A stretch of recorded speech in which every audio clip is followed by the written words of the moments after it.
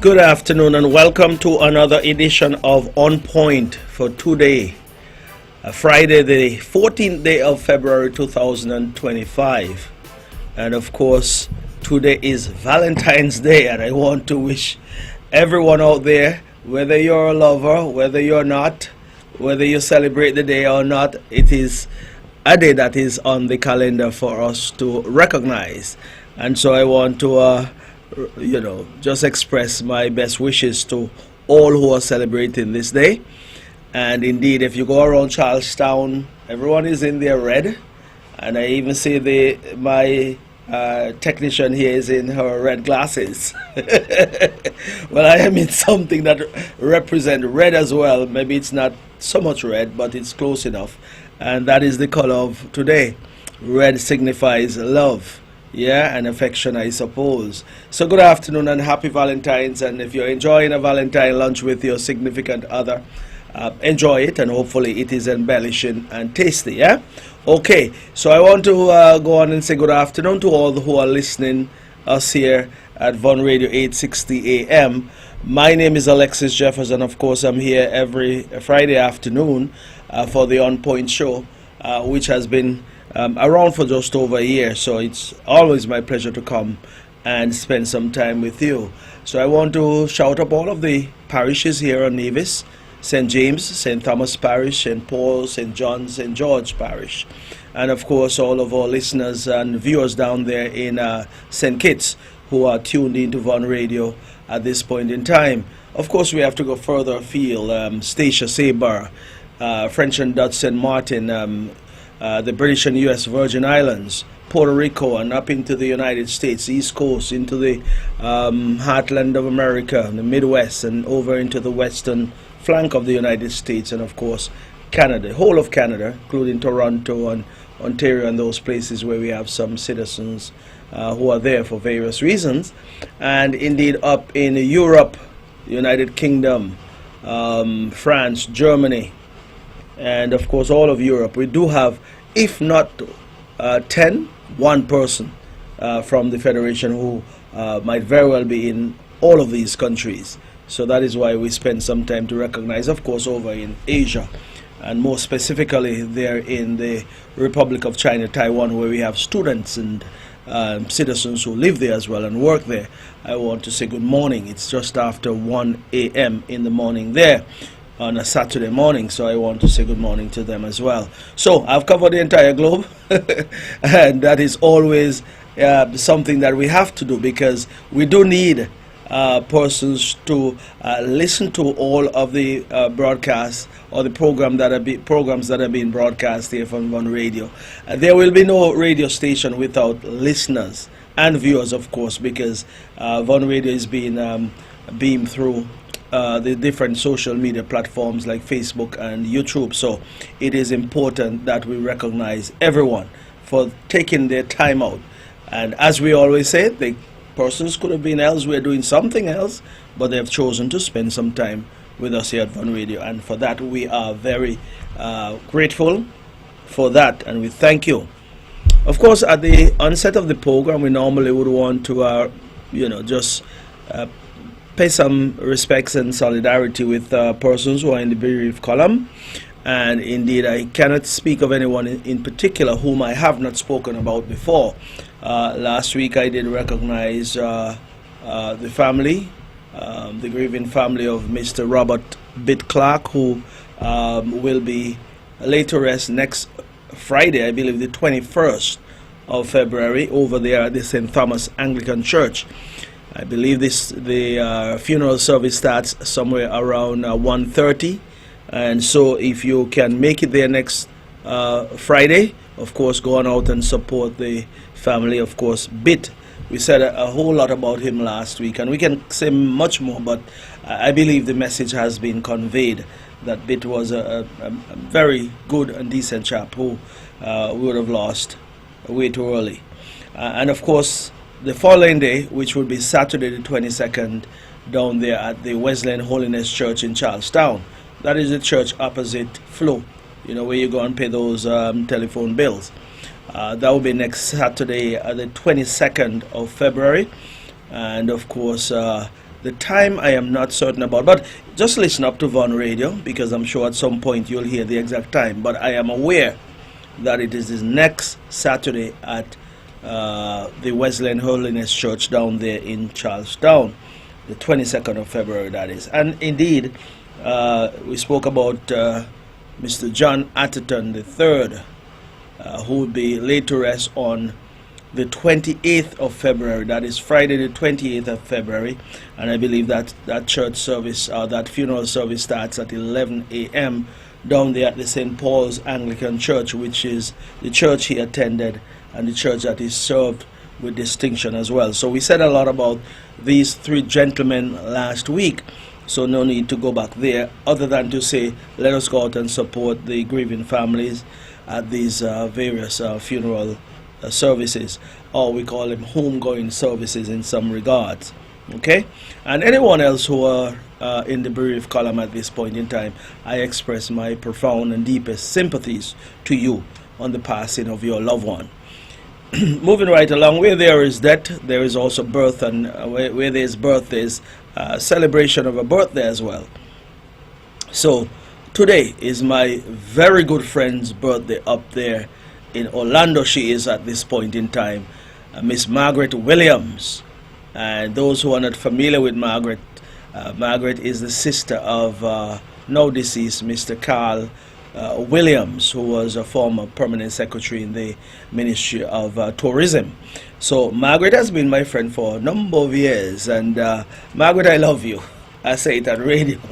I love you dearly, and I hope you will celebrate this birthday as you normally would. Celebrate it as if there's no other. But we wish you many, many more birthdays. I remember last year we celebrated together. Yeah, last year, yes. I'm giving out some news and some story here on radio, but I don't think Margaret would mind at all. Interestingly, Margaret was born on the 14th of February. Significant, and that is why she's a loving person and someone who, you can count on, and someone who gives you all in terms of when she said she's going to do something, she generally does that. And I want to say, Margaret, enjoy the rest of today. I don't know what the weather is like up there in Orlando at this point in time, but I know normally, or within the last couple of weeks, it has been very cold. If it is not so cold today, well, go out and have a lunch, go out and have a dinner, and do whatever you can to enjoy this one. No need getting into your age. I don't even know. I never asked you, so I really don't know. But anyway, whatever it is, we would wish you many, many more years of celebration of birthdays to come. And then, of course, today, I did hear this on Von Radio this morning. My good friend there, Mr. Bernard Myers and Verdon Myers, are celebrating an anniversary today. Yeah? Well, Bernard, someone will tell you I mentioned this publicly, but of course, you're celebrating a wedding anniversary, it appears, and I want to congratulate you because you would have picked one of the finest out of Brooklyn, and that is Verdon. Verdon was initially, or her maiden name is a Glasgow. She's a Glasgow from over there. You all know Keith Glasgow and the Glasgow family over there in Brick Hill. Verdon is connected to that family. Of course, I recall the name of her father. Well, that same shop that you see there in the heart of Brick Hill, Squeeze Them Up Bar, that is where her father would have done his business back in the day. At least had a shop there and used to bake bread and what's not. We used to call him Papa Glasgow. Papa Glasgow, I don't remember his correct name, but he used to make some wonderful bread in those old stone oven. No temperature gauge or anything. They used to heat it up and then put the bread in, and they used to come out brown and nice, nothing burnt, well controlled. How they got it done, only God knows, but they had that skill, and that is Papa Glasgow, that is, had that skill.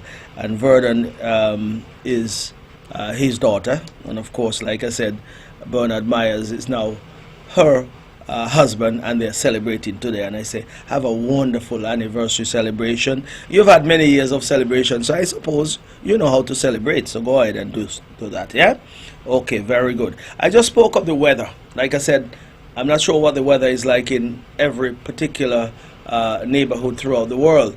But I know for sure here in Nevis we have had some indifferent weather. And I said to someone the other day that January and February this year is a complete opposite to what we had last year. Of course, we started off 2024 with a lot of hot weather, dry and hot weather. And that went on throughout most of last year. We have started in a much better way this year, in the sense that we've been getting some rain. Some may say we need some more rain. Of course, the more the merrier. But of course, we've been getting some rain. The place is green and lush here on Nevis.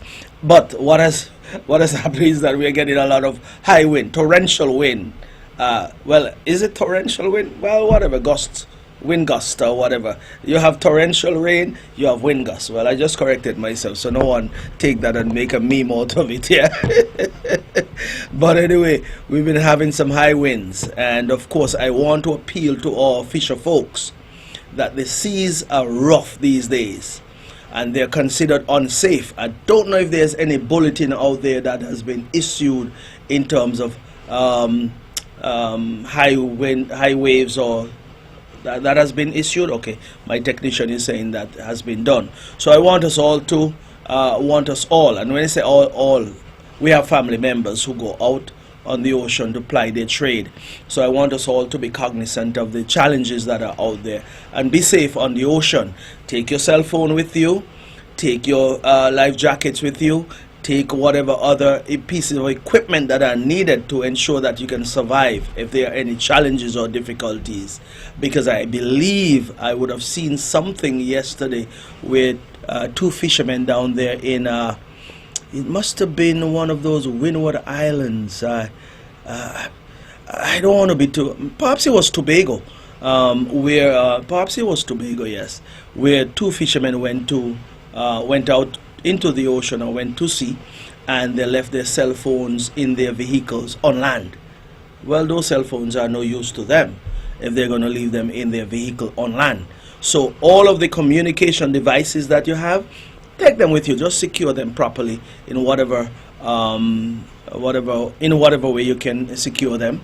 And of course, whatever other pieces of equipment you're asked or mandated to take with you, please do so. And remember, the stress and the worries that are left behind when you are gone, or you're lost at sea, is something that we just don't want to deal with at all, if we know that you could have done otherwise in terms of securing yourself out there. So I went that route because yes, the oceans are there to make a living, and many of you go out there on calm days. It is a challenge, and in these rough seas it is doubly or triple or whatever you want to say. The challenges are multiplied, if I were to put it that way. So I want us to be cognizant of all that and be safe out there, because all of us depend on what you do in terms of the catch that you'll bring back and what we are expected to get to, to sustain ourselves on a daily basis. So be wise and adhere to all of the weather bulletins that are out there. Outside of that, I'm sure up in the United States, I've seen a lot of snow, snowfall. People are dealing with maybe 6 inches, 10 inches of snow in some areas. Some are dealing with other weather conditions as well too. But at least whatever you're dealing with, try and stay safe and be safe about your movements and everything, because as family members, we want to ensure that we have you around for a long time to come. Let's move on from there. There are two dates that I want to bring to our attention, just for the sake of mentioning at this point, but at some point in the future, as time gets closer to these dates, you'll hear more about these two activities. But I just thought I'll mention them as I go along today. The Agriculture Expo 25. That was once the Agriculture Open Day. It was rebranded and renamed the Agriculture Expo.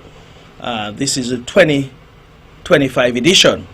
Would be held on Thursday the 27th of March and Friday the 28th of March. So 2 days down there at the E.T. Willett Park and of course that event continued to grow year after year, and this year should be no different.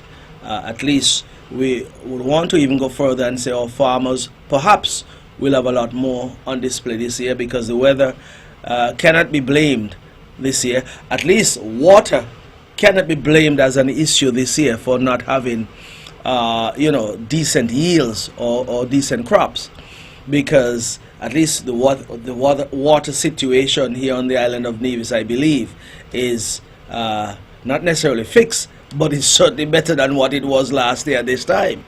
And it is getting better every week, every month, and every year.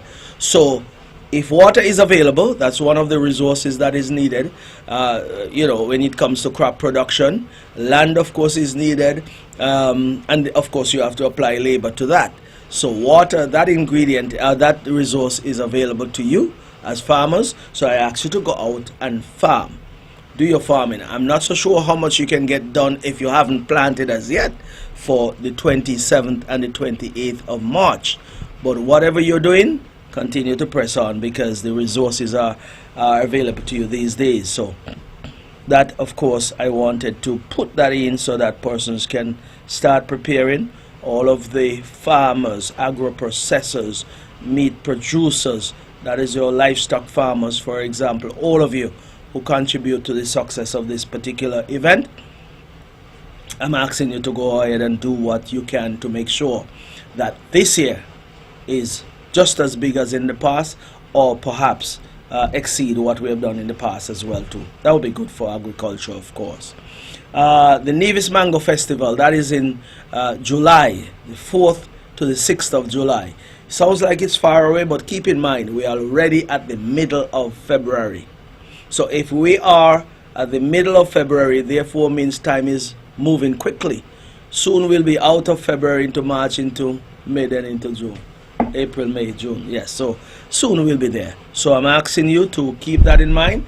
And those who are listening overseas, if you have to make your plans, it is important to know these dates so that you can start to, get your dates correct and your plans in place, and book your ticket, and book it early, because the earlier you book it, perhaps the cheaper that ticket will be. So, and then you don't want to say, well, when the time comes, the tickets are too expensive and you can't make it. But I want you to come, so start looking for tickets now.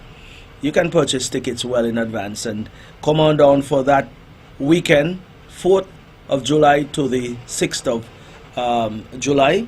And indeed, if I were to say, last year, for the 10th anniversary or the 10th staging of Mango Festival, it was phenomenal. It was huge, and as such, the organization and everything was top notch. So there were lessons learned from the previous year for the 9 stages that were remedied and implemented for the 10th edition. So based on that, there is a good template now for the 11th to be even bigger and even more phenomenal, if I were to put it that way. So we're looking forward to that as well. So that is July 4th to the 6th. So I just thought that I'll put those in, and I have done so, and I'll move on quickly. We have been hearing a lot about the price of eggs in the United States. Of course, there are some situations being dealt with there, whether it's bird flu or influenza or some diseases that are spreading throughout some of those egg producing states in the United States. And indeed, that has impacted the price of eggs in the United States. There is a high demand for eggs and a low supply of eggs. So when the demand is high and the supply is low, of course, price will be impacted, and so that is the case in the United States. The reason why I'm bringing this up is because whereas you are seeing prices in the United States at $10 per dozen, for example, I haven't tracked the prices in recent times, but I know there have been some serious prices there. I have seen prices here on the island of Nevis where someone would have posted something showing $22.52 for a dozen eggs here on the island of Nevis. And I want to say to the folks here on the island of Nevis that local eggs, when I last checked, and I say local eggs because if you import eggs from the United States and you're reselling here in Nevis, for example, you want to cover your costs and make a profit, and that is why you'll probably see a dozen eggs in the supermarkets or wherever for $22.52. But what I want you to do is look at that carton, that container that the eggs are in, and look and see if it says local, or it has on that brand name emblazoned upon it from the farm that it came from in the United States, and you'll see the difference. Because eggs here that are produced on the island of Nevis are going at $9.50 per dozen, I believe. I checked with a farmer, and that's what I was told. Perhaps another farmer is selling for $1 more, or maybe even $1 less. But anywhere around $10 EC, thereabout, would be a dozen egg here on the island of Nevis. So we hear all of these things, and we see these things on Facebook and so forth. But I am imploring all people to check these things out, yeah? Because when I saw $22.50 for a dozen egg, I said those couldn't be local. And why I say that is because here on the island of Nevis, as in the case in the United States, there are subsidies being offered to poultry farmers, especially our egg producing farmers here on the island of Nevis. Supply Office offers subsidies on the feed and other items down there. Of course, the containers that those eggs are placed in are sold by the Supply Office at a subsidized cost as well too, and it will say local on it, which brings me to something that I believe that the administration may want to look at. And this is just coming to mind, that perhaps it is time for us to look at implementing or putting legislations in place whereby locally produced items are labeled as such and sold in the supermarket as local items and labeled as local items in the supermarket, and the price should be reflective of that as against imported items, for example. Because I am saying this, that several trade changes have taken place throughout the world in terms of trade policies, and as those trade policies change throughout the world, of course they're going to affect us here in the Caribbean, but more so in Nevis. And so we are encouraging our farmers to produce more, but also be cognizant that you're competing with what is coming from abroad. But once you're competing, it does not necessarily mean that you'd want to look at the price that is coming into Nevis and get close to that price, because you should be more about turnover than trying to, at least gouge our local consumers. Because if you're getting all of these subsidies here, as many other countries in Europe and the United States does, their price is normally reflective of those subsidies, and so we're hoping that our farmers here, especially our egg producing farmers, will keep those prices at a reasonable rate, a reasonable price, which is anywhere around $9.50 could be considered to be reasonable. Some may say it was cheaper before, yes, but a lot of things have changed in recent times, in that to purchase the layers or the chicks that are needed to lay these eggs, of course the price have gone up in recent years. So if the price has gone up, feed prices have gone up, but be that as it may, all efforts are being made to ensure that the prices at the Supply Office and so forth are kept at the lowest possible. So that's why these subsidies are being offered to counter many of the things that are happening internationally. Like I said, trade policies are going to continue to change, and you hear all of the tariff that are being imposed by the United States on trade partners and that kind of thing. Follow these things, because they have a rippling effect on the entire world and our economy as well, and our people. But I am so proud of what I'm seeing in the poultry industry in terms of egg producers, because I can say this: when we came into government in 2013, those who managed agriculture then was, whatever they were doing then, I will tell you that what was happening in the poultry industry was nothing short of efforts to undermine our poultry, for bona fide, I must say, bona fide poultry producers or egg producers. What I mean by that, anyone who could have gotten a license, and there were persons who were importing various items like provision, vegetables, fruits, and that kind of thing. They were also importing container loads of eggs. And so they were bringing in these eggs from the United States. At that point in time, eggs were cheaper in the United States because, like I said before, most of the difficulties there are the challenges that they're having now with various diseases and so forth. But they were bringing in these containers of eggs. I'm talking about 20-foot containers of eggs. And then going to the hotels, supermarkets, and selling these eggs. Underselling our egg producers. So what do you think was the difficulty for egg producers then? They couldn't get their eggs sold. They were feeding these birds, buying the necessary feed and investing in their farms, but they were not getting the sales. When they go to St. Kitts and they go to a supermarket in St. Kitts, that supermarket would tell them, listen, such and such already brought some eggs from Nevis.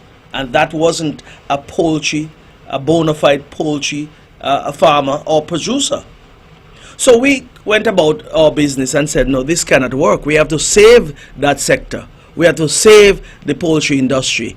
And that is why we implemented a policy whereby only bona fide poultry producers or egg producers could have gotten a license to import eggs.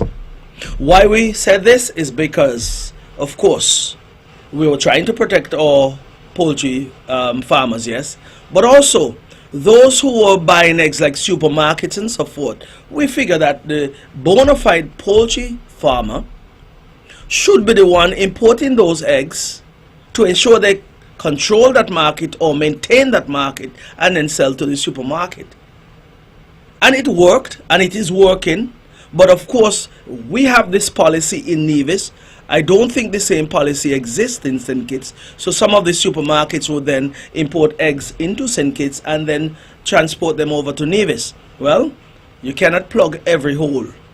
But I can say this, that many of the egg producers on Nevis have been able to thrive as a result of that policy that we implemented back in 2013 when we took over the management of agriculture here on the island of Nevis. So I am pleased to say that I am happy to see so many egg producers here on the island of Nevis. What would have happened if we did not do what we did then would have meant that we would have seen our poultry farmers leaving the sector one by one, two by two, because they wouldn't have been able to survive. They would not have been able to survive. And so I'm happy that we would have made that move. And I say we are reaping some success now as a result of decisions made then back in 2013. Because I just told you what the prices of eggs are in the United States and what they are here in Nevis for locally produced eggs. So I am pleased that we are able to cushion that particular difficult situation and make it a lot easier for our poultry farmers here on the island of Nevis. And better days are coming, of course.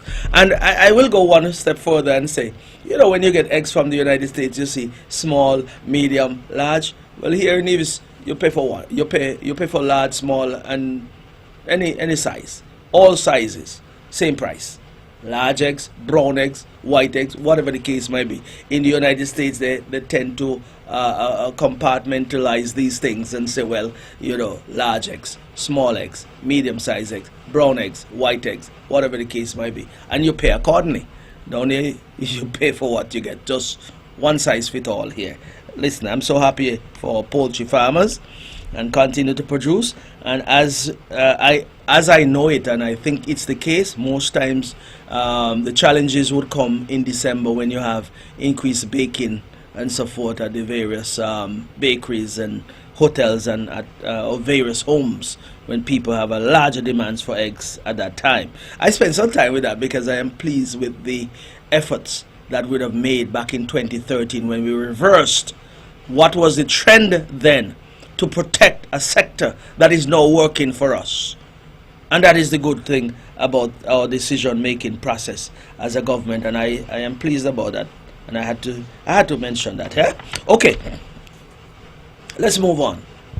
Lands. Last week I would have spoken about some lands issues and so forth, and I'm going to revisit that this week because I did say last week that we would have purchased somewhere in the region of about 100 acres of lands over the last 10 years as a government, and as the minister responsible then, I always look back at that and say, well, the effort was made to look after the best interest of the people of Nevis, and also to ensure that we had lands in our land stock as well as a government. Because if you cast your mind back to 1983, when we gained our independence, the NRP was the government of the day, and all of the lands in Nevis, Crown land that is, were taken over or vested in the responsibility of the Nevis Island administration. Of course, the NHLDC was established in 1984, I believe, yes, and the job or the mandate of the NHLDC was to alienate lands from the Crown to whomever the final buyer is, because the Crown cannot issue certificate of titles to persons, but the NHLDC is the entity that would issue that final title to anyone who purchased lands or buy a property or whatever the case might be from the Nevis Island administration. So they would have pretty much taken over all those Crown lands then. And of course, over the years, the NRP they wouldn't have had to buy any lands during the period of time between 1983 to 1992. I doubt if they bought any, because all of the lands, thousands of acres of lands here on the island of Nevis, Crown lands, were vested into the responsibility of the Nevis Island administration. Be that as it may, of course, over the years, the land stock has dwindled, and indeed, how do you replenish that? Is to buy land, acquire land, whatever the case, lands, whatever the case might be. So between 2013 and 2022, 23, thereabout, the Nevis Island administration through the NHLDC would have purchased just over 100 acres of land. And I wanted to go through those because I checked my records and I looked and I said, we did a phenomenal job in buying and negotiating for those particular tracts of lands. And I'll tell you what became of those lands as well too. But I will say from the onset, during the time I was there as the Minister of Lands, we acquired one piece or one tract of land, and that was the Herbert's Beach lands, which is, I think it's about 13.9 acres of lands for 6.4 million EC dollars. But let me go through the list of lands that I would have had a responsibility for acquiring or purchasing. And before I go through that list, I'm going to compare this list to what the NRP would have done during the years 2006 to 2000 and let's say to 2013 January. They acquired 2 acres of lands down there at Pennies, and I want this to sink into the people's head, people of Nevis. When you're leaving Charlestown and you're going down towards Pennies, before you get to Pennies Hotel, cast your eyes to the left and you'll see some old buildings there sitting on 2 acres of lands that has cost the people of Nevis $30 million. If you're coming towards Charlestown, once you pass Pennies Hotel, cast your eyes to the right towards the ocean. Look at those old buildings, and they're sitting on 2 acres of lands. Those 2 acres of lands would have cost the people of Nevis $30 million. I want you to wrap your head around that and understand $30 million for 2 acres of land with some old buildings. You see, the reason why I'm revisiting this is because when you trap the NRP into the nonsense they would have done, they start to come up with all kind of diversionary tactics, changing the narrative, putting all kind of things on Facebook and talking all kind of foolishness that doesn't answer the question as to why would the NRP put the people of Nevis in such a debt. 2 acres of lands for $30 million down there at Racehaven. $30 million. I want that to sink in, you know.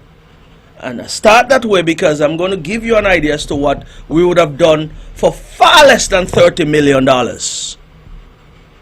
Far less than $30 million. And let me go through the list for you because we purchased over 103 acres of lands during those 10-year period. 7 acres of at Hamilton, just above the first housing development, $700,000. Those lands were subdivided and have already been sold off to divisions, and persons have already started constructing dwelling homes on those lands. So 700,000 persons are now living up there. Well done, CCM.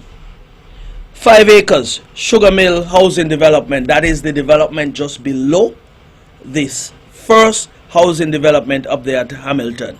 First housing development was done by the NRP. The CCM would have done the second housing development, which is a little further down, and those lands were bought for just over $400,000, EC dollars I'm talking. Housing is there now. Young Nivisions have owned a home there. Happy as ever. Beautiful view. Beautiful homes. Well done, CCM.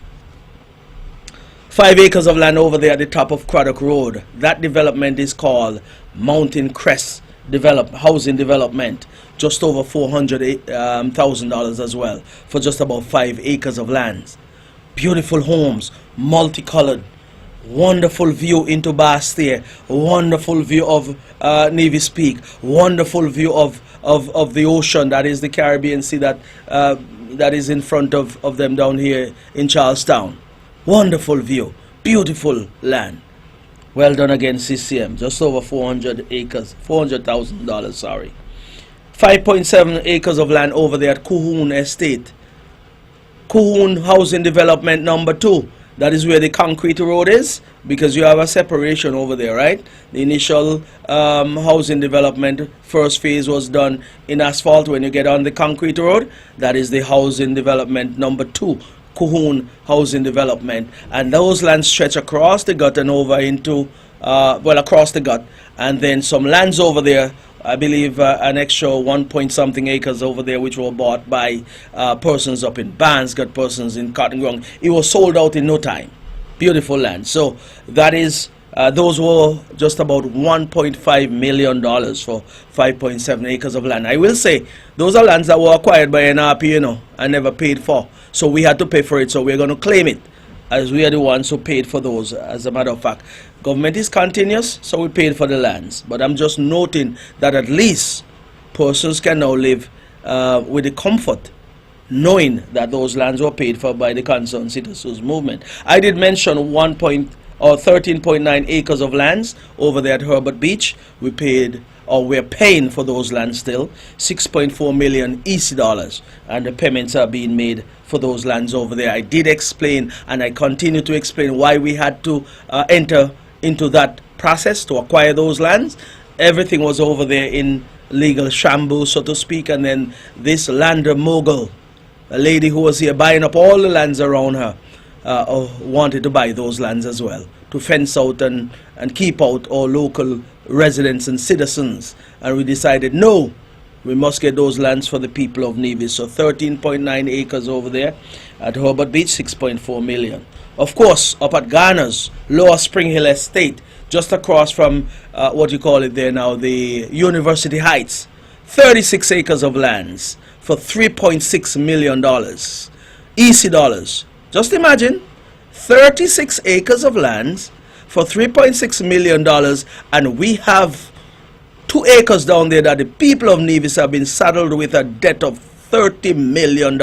You do the maths. Wrap it around your head. Wrap your head around it, whatever you want to do, and understand when they come with these diversionary tactics. I am asking the people of Nevis to stop, look, listen, and learn and understand what is happening around us, and look and see who have your best interests at heart. Moving right along, 9.04 acres of lands over there at Jones Estate. Those were bought for 1.9 million EC dollars, and those were bought from the Yarwoods over there at Jones Estate off Wally area.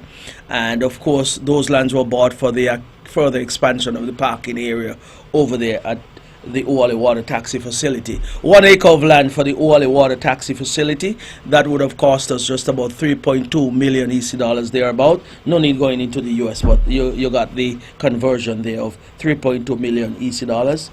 12 acres of land up here at Bath Plain. I think it's just about 12 acres of lands, yes. Paid just over $1.2 million thereabout. And just to be clear about what was the thinking of the Nevis Island administration then, if you were to drive Long Point Road, once you get up to the Value Mart area, stop and look. There's a fence line there on the south side of the cemetery. Move that fence up to the top of the hill as you drive up the hill. Just move the fence in your mind. And you look at the distance from Long Point Road all the way down to the end of the cemetery, where there is a road that takes you up to Bath Plain, where you're going up to Tibian, the back of Tibian and so forth, up towards the same Ursula Huggins property.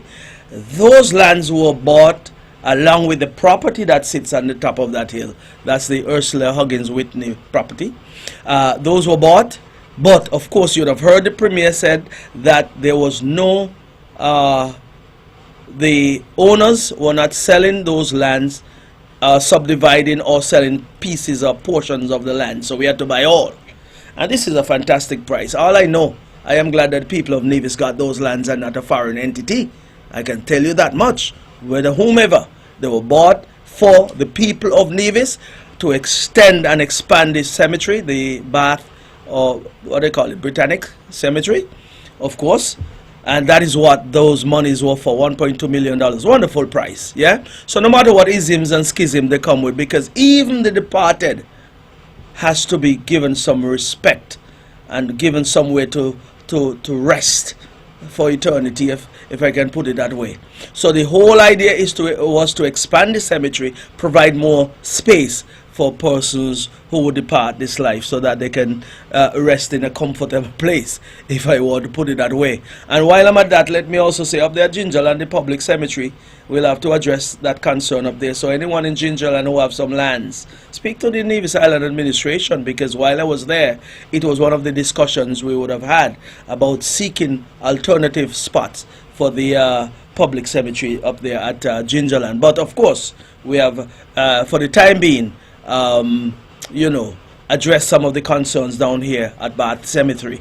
And so those who don't know now, and those who want to create diversionary tactic, I don't think you can divert away from that $30 million price tag down there for 2 acres of land with some old building. And happy give us that, yeah? Moving right along, 6 acres of land down here next to the Brown Hill playfield over, what do they call that area? Wherever they have those sporting activities over there, cricket and the Ivor Walters primary school would have had their sporting activities over there at one point. I believe they now go to the Mundo track, but that's over that side there. 6 acres of lands for just about $784,000. 2 acres next to Stella's restaurant over here. People are now living there as well. All those lands were sold out. If you go over there, you see a small housing development right there, not done by the NHLC, but persons who would have bought those lands are building some rather nice houses over there, large houses right there on the Long Point Road next to Stella's restaurant over there at Long Point. Over here, opposite the mud, you know, in the Bath, in Bath area, you have an area they call the mud? Yeah. Over in that area, just opposite the turn off to go down in the mud, there's a small little housing development there with about, I believe, just over a half acre of lands there to provide housing for persons in Bath. That would have cost us just about $87,000, I believe, if my maths is correct. I cannot be certain about the exact amount, but I know I am in the ballpark in most cases here. But that was just over a half acre of land. And indeed, when I add up all of the acreage that we're looking at here, you're looking at 103.14 acres of lands we would have bought. And that would amount to just about $20,793,120 for 100+ acres of lands. And compare that to 2 acres of lands down at West Haven. 2 acres of lands with some old building, with nothing to be done with those lands. I just tell you, as the listening public, exactly what have been done and will be done with the lands that we have bought. Over 100 acres of lands for $20 million. as against 2 acres with nothing to be done with that property. Because I can't think of what is to be done with it. Because first thing you have to get out of $30 million before you can do anything with 2 acres of land. So that is where you have to compare both parties in government. And I will go further and say, even down at Indian Castle, yeah, you remember hearing the NRP talking about Aman Hotel. Every day you see Aman Hotel coming, Aman. Huh. I will tell you that when we got into government, and we were also convinced that the lands belonged to the government. We didn't have to buy them, of course, but they were held by way of a deed. And as far as I am concerned, under the law, you hold something via a deed, you're just holding an empty paper as far as I'm concerned. Anyone with any properties that is being held by way of a deed, I don't want to say you're holding a worthless piece of paper, but I would tell you to run fast and get a certificate of title for those lands. Because anyone can come along someday and present a certificate of title for those by doing whatever is normally done by those who know how to do it, and get those lands transferred into their names. And you might think you have lands, but when it's all said and done, you're holding nothing. So we had to regularize those lands down at over 250 acres of lands down at Indian Castle. When the NRP was talking about a development to come, a hotel to come, we didn't have any lands down there as far as I'm concerned. So we had to do that, and now those are in the land stock of the Nevis Island administration. We own them fully. Yes? Same thing with Bath Hotel. One day we were hit by this news that some NRP developer here on the island of Nevis had gone to done some research on the Bath Hotel lands. And of course they were moving towards transferring those lands. And we said, oh wait, all the years we've been hearing that the government owned Bath Hotel, and of course there was no title in the government's possession for those lands. So we had to move to regularize those as well too. So these are efforts that we have made in the interest of the people of Nevis to ensure that we protect our patrimony and to make sure young people have access to lands here on the island of Nevis, access to housing, and ensure that there are lands in our land stock for those to come as well. Yeah? So that is what we've done. But, you know, as I mentioned the NRP and lands, yeah, I can recall when I first assumed the responsibility of Minister of Lands. A certain gentleman who is no longer with us today came into my office with a pro forma invoice for $18,000 and a copy of a 3-page proposal that he claimed that he would have submitted to the previous minister. A proposal for housing development at the back of, well, sandwiched between Government Road and Marion Heights. Marion Avenue, sorry. Not Marion Heights, Marion Avenue. That road going up as you exit, what do you call it? Happy Hill Drive, going up that side, and Government Road. Somewhere at the back of offices that are up that side, doctor's office, somewhere up that side, behind Hunkins and those places. But this gentleman came with an invoice for, a pro forma invoice for $18,000 for a 3-page document. Said he did this proposal for housing development in that area, and he wasn't paid by the previous minister. Well, all I told him, listen, I didn't engage you. If I were you, I would look for the previous minister and ask him what, because I didn't know anything about this thing. All I know, I can tell you this much. There were multiple proposals that were done for all kinds of lands. All those 14 acres that are 14 pieces of lands that were acquired by the NRP, monies were paid. Monies were paid not to the landowner, but those who did whatever valuation, whatever proposal, all those persons were paid monies. But the poor peoples whose lands were acquired, poor people, I ain't see one rich person name on that list whose land was acquired by the NRP. Poor people. And when I say poor, P-O-O-R, poor people's lands were acquired by NRP. 14 pieces of them, which included the same 2 acres of land down there. Not one soul received payment for their lands. That was the most consistent thing about that side of the equation. But on the other side of the equation, Those who went about the valuation and acquisition and whatever the case might be, they got paid. And that is the sad part about those whole transactions. All of those transactions. And so when you see people coming with dirty swimming pool and all kind of foolishness, I think people need mental evaluations in this place, you know. Some people need to be mentally checked. Because if, for example, persons in the diaspora are going to gravitate to those kind of nonsense, you must know what the facts are. These are the facts I'm putting to you. 103 acres of lands that were bought and acquired by the Concerned Citizens Movement over a 10-year period, valued at just over $20 million, as against 2 acres of lands down there at Rest Haven with some old buildings. You can't even say go down there and put in a window in them. You'll have to break them down.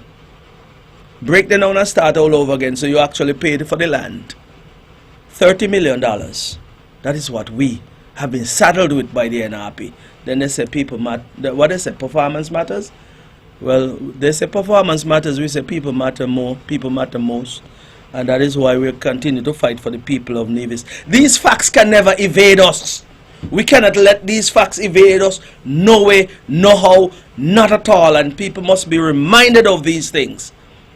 Just as they did then, they'll do worse next time if they get a chance. They'll do worse. Because I'm going to go on quickly to this electoral process, you know, because they have been talking about electoral process. Listen, the NRP, I tell the NRP there are certain things in Nevis, leave them alone. Because you have no moral authority to address certain things. Leave lands alone. Leave the electoral process alone. The only party in government and the only ministers in government whose name have appeared on any electoral thing in Nevis, electoral petition in Nevis prior to these who tried something recently was the NRP. What they tried was thrown out of court because of noise foolishness they brought. But we must recall that in 2011, 2012, those were the darkest days in our history when it comes to our democracy. The darkest days. Those were the days when persons who walk into Charlestown, persons who were yet alive, were told that they were dead. They were walking to Charlestown, and because the NRP didn't like them, the NRP went and take off their names. Cool, so. Couldn't vote, didn't vote, and so the matter was taken to court. You all could say what you all want about Mark Brantley, but he stood up and defended our democracy. I know that we were granted universal suffrage somewhere back in 1948. He wasn't the one. He isn't the one who is responsible for us having the right to vote, but he's the one who would have protected that right in 2011. Some were telling him, no, leave that. Leave what? I agreed with Mark Brantley then, and I stand with him now, that when it comes to our democracy, somebody has to stand up. And he did. And he prevailed. And so when I hear the NRP quoting all kind of sections of the law, I just got to laugh, because when you are said and done, they're going to quote what seemed to apply to them, you know. But there are other sections of the law. And here it is. This is what you call the National Assembly Election Act. So all of us have a copy, and all of us can read. Because if the NRP know what I know, they would leave these matters, yeah, and try and encourage their people to register in the right place, register where they live. We have been encouraging our people to do that, and there is a way that you can deal with those matters by way of objection. Objections can be raised, and then you go to the registration officer, hearing that is, and then that will be addressed. I mentioned last week or the week before that the 10th of February was the cutoff date for persons to transfer their names if they know that they are registered where they don't live. It's simple. You go down to the electoral office, you can even do it now, because it is something, it's a process that is ongoing, and then they would make the necessary adjustments. And I keep saying that I will not encourage anyone to register where they don't live. If you are registered where you don't live and an election is called, then you can vote where you're registered. But once you have the opportunity to go and transfer your name, I want to talk about something here now, because you see they keep reading all kind of things. Let me read something quickly. because I have two names in front of me, or three names in front of me, that I've objected to since 2022. One such name is Oswald H.S. Farrell, a social worker registered over there at Roan Hill Estate, that is over in St. James. Oswald H.S. Farrell, social worker, Roan Hill Estate. I objected to this person once in 2022, 2023, and again in 2025. That's a Mr. Farrell. Javon Daniel Farrell. These names sound familiar. Real estate agent, Newcastle Village. This person was objected to in 2022, again in 2023, again in 2025. Janine E. Brown Tyson, accountant, Newcastle Village. This person was objected to, and I objected again here in 2025. I objected under this section of the law. 37B. I'm going to read the whole of 37B. I think I have a few minutes left, so let's go through quickly. A person to whom section 37B, let's begin again. A person to whom section 37(1)(b) applies, whose name appears in the register of voters for a constituency, is only eligible to vote in the constituency in which that person had been registered immediately prior to leaving St. Christopher and Nevis to reside overseas. That is 37B1. 37B2.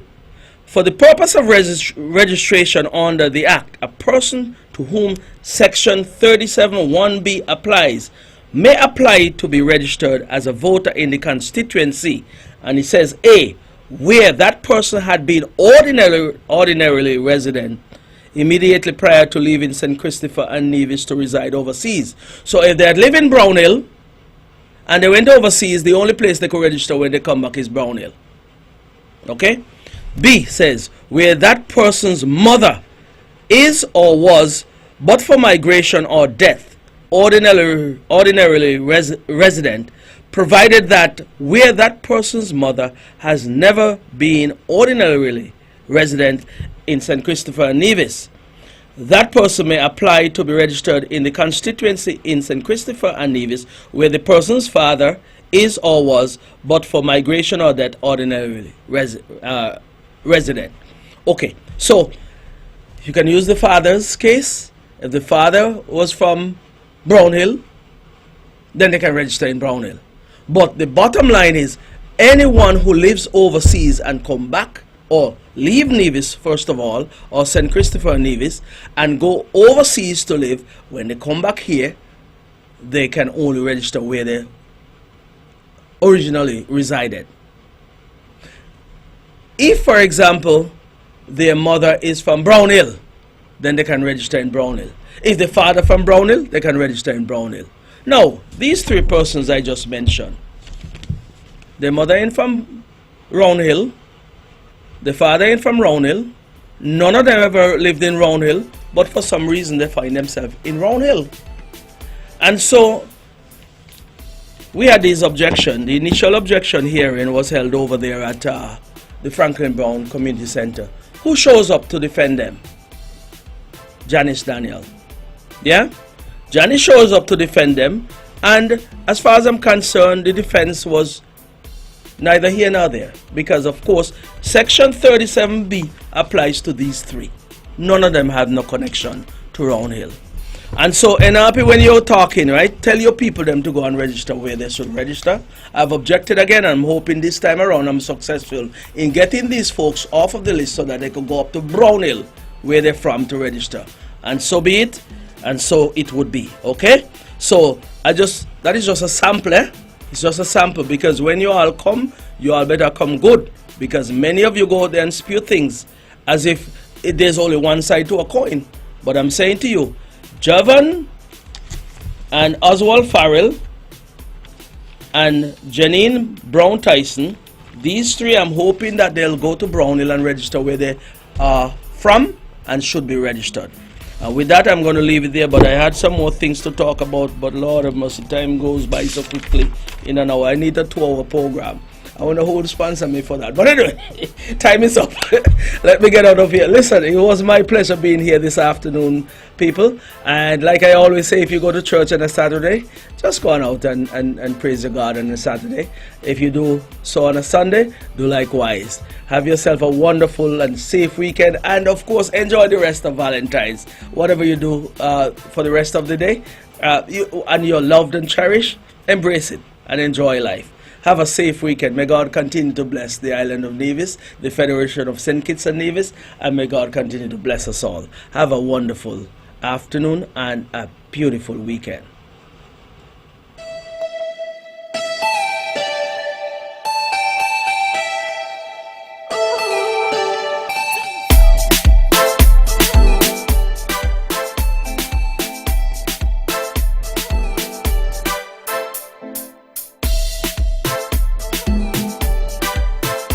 Views and opinions expressed on the preceding program were solely those of the participants and do not necessarily reflect the views of the Nevis Broadcasting Company Limited or its advertisers.